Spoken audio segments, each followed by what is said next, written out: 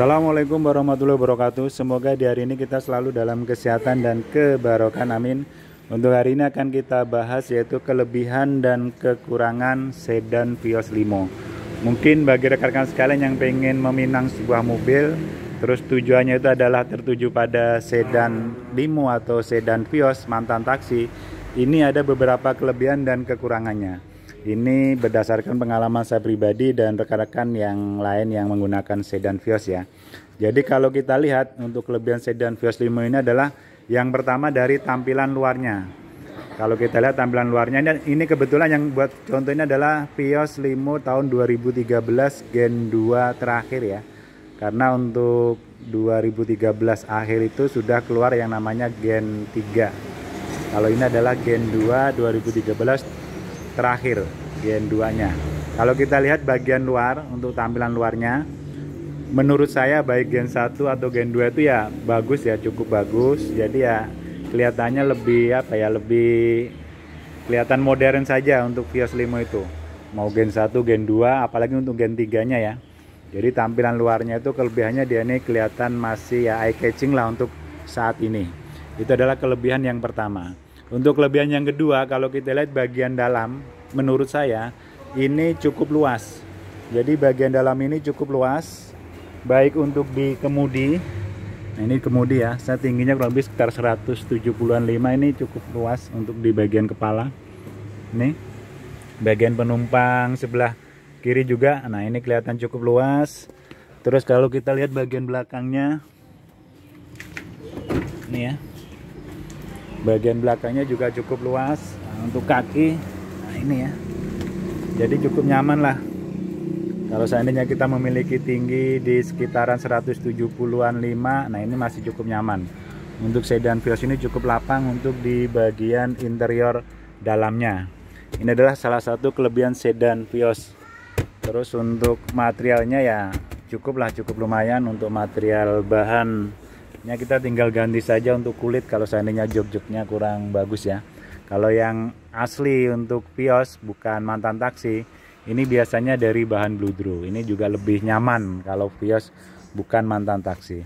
Terus yang berikutnya kelebihan sedan Vios ini, kalau kita lihat di bagian bagasi belakangnya cukup luas ya. Kita buka bagasi belakang. Ini bagasi belakangnya kita buka. Nih. Nah, ini cukup luas. Kalau kita mau bawa barang cukup banyak, jadi ya cukup luas sekali lah. Ini posisi bannya di bawah sini ya. Nah, ini posisi bannya. Jadi bagasi belakangnya cukup bisa untuk memuat barang banyak. Ini salah satu kelebihan daripada sedan Vios. Terus kelebihan berikutnya tentunya di mesin. Nah, jangan ragu, untuk di mesinnya ini perawatannya mudah. Ini ya, perawatannya mudah. Terus karena ini produk Toyota ya, kita tahu sendiri lah, suku cadangnya masih tersedia melimpah. Jadi jangan khawatir mau Vios Gen 1 atau Gen 2, untuk saat ini suku cadangnya cukup melimpah dan cukup banyak. Jadi tidak usah khawatir tidak ada suku cadang. Terus yang berikutnya, dia ini cukup irit ya. Kalau saya rasakan cukup irit, saya membawa selama ini ya. Jadi cukup irit, dia komposisi untuk kilometernya bahan bakarnya itu bisa 114, 113 ya. Jadi ya cukup irit lah. Terus dia ini juga sudah bisa dapat barcode ya untuk sekarang ini. Sudah bisa untuk kita daftarkan untuk barcode. Ini ada barcode-nya ini. Ini padahal mesinnya sekitar 104 ya. 104.000 cc-an. Kalau di STNK-nya ya. Kalau orang menyebutnya ya 1500 cc. Ini bisa dapat barcode. Nah, jadi mesin cukup irit. Terus spare part gampang, perawatannya juga cukup mudah. Perawatannya cukup mudah, walaupun mungkin banyak sensor, ini perawatannya cukup mudah untuk tipe yang Vios ini, dan hampir setiap bengkel itu bisa ya untuk mendeteksi kerusakan atau istilahnya itu untuk merawat mobil kita. Karena ya memang Vios ini juga cukup banyak beredar di Indonesia ini banyak, terutama yang mantan taksi. Jadi jangan khawatir rekan-rekan sekalian, kalau membeli sedan Vios ini untuk perawatan mesinnya maupun spare partnya untuk saat ini masih melimpah. Terus yang berikutnya kelebihan Vios ini yang saya rasakan adalah cukup nyaman. Jadi mobil ini cukup nyaman. dikemudikannya cukup nyaman. Terus bantingannya enteng ya, bentengannya maksudnya enteng itu enak, jadi lebih ya nyaman lah, nggak limbung. Walaupun kecepatan tinggi saya gunakan tuh bantingannya cukup nyaman, tidak limbung untuk di sedan Vios ini.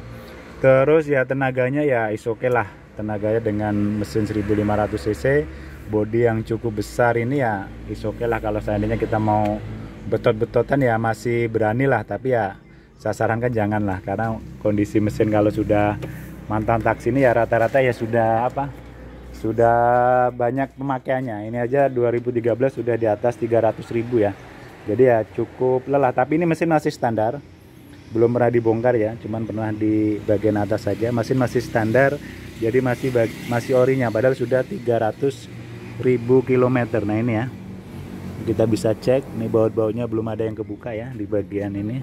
Nah ini, padahal sudah sekitar 300.000 km. Nah itu adalah untuk beberapa kelebihan sedan Vios.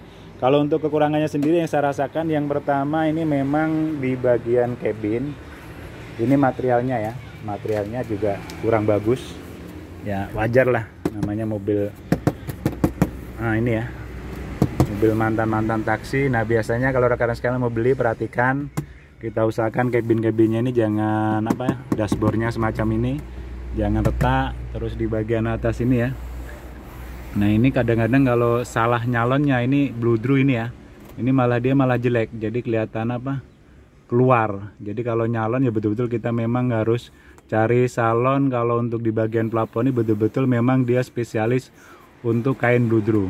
Kalau tidak, nah ini malah kelihatan jelek, nanti kayak bergadul gitu. Nah ini bagian eksteriornya kalau saya rasakan materialnya saja, jadi ya sejenis atom lah, wajar atom. Terus yang berikutnya kalau kekurangannya saya rasakan itu ya untuk cabinnya ya, untuk peredamnya juga sebenarnya udah bagus, cuman kadang suara berisik masih masuk. Jadi ya mungkin kalau rekan-rekan lebih pengen nyaman lagi, bisa ditambahin untuk peredamnya. Terus kekurangan berikutnya ya, karena memang usianya sudah cukup lama, itu biasanya di bagian kaki-kaki ya, shock breakernya itu ya keras. Terus ya karet-karetnya sudah harus minta ganti karena faktor usia sih. Tapi untuk kekurangannya saya rasa ya tidak begitu banyak ya. Jadi kalau saya memakai selama ini, saya pernah pakai sedan Vios ini, terus yang berikutnya itu Etios juga pernah. Nah, cuman kalau saya bandingkan lebih nyaman untuk di Vios ini. Terus saya pernah juga sedan Toyota itu lupa saya. Jadi Vios ini lebih nyaman. Kalau untuk kekurangannya, karena dia ini mantan taksi ya, salah satunya mungkin masih belum lengkap untuk di safety-nya. Ini airbagnya belum ada, ini cuma hanya ini aja ya, di sini tidak ada. Terus di pengaturan spion sendiri juga masih manual, pakai seperti ini ya, tidak menggunakan elektrik. Terus ya kalau yang tipe G asli atau Vios asli itu udah ada transmisi matic ya, kalau ini manual. Terus AC dingin ya, kalau Vios ini AC dingin, yang penting kondisi kompresor segala macam masih normal. Kalau kekurangannya saya rasakan itu aja sih, mungkin bagian materialnya saja. Terus agak suaranya itu agak masuk ke dalam cabin. Terus ya mungkin karena faktor usia itu adalah untuk kaki-kaki yang harus perlu permajaan. Untuk rekan-rekan sekalian yang pengen meminang Toyota Vios, nah insya Allah itu beberapa kelebihan dan kekurangannya. Yang penting di dalam membelinya itu betul-betul harus teliti ya, karena ini mantan taksi. Walaupun kita lihat kilometernya masih sedikit, tapi kalau kondisinya memang kira-kira ya kita perhatikan. Nah semacam ini kilometer banyak, cuma dia masih kayak jeruk ya. Nah ini berarti kan perawatannya bagus. Terus ininya dashboardnya tidak ada yang retak-retak, jadi masih mulus semua. Mesin tidak ada yang bocor, bagian bawahnya belas tidak ada yang bocor. Kita lihat tidak ada yang bocor. Nah ini ya masih bagus lah. Pelek-pelek yang dapat racing ya, ini tadinya peleknya kaleng. Nah, jadi kita perhatikan di bagian bawah-bawah sini kalau kita mau beli Vios, jadi jangan sampai mobil bekas kebanjiran. Nah ini itu kira-kira rekan-rekan sekalian kelebihan dan kekurangan Toyota Vios. Lebih dan kurangnya mohon maaf, semoga bermanfaat. Assalamualaikum warahmatullahi wabarakatuh.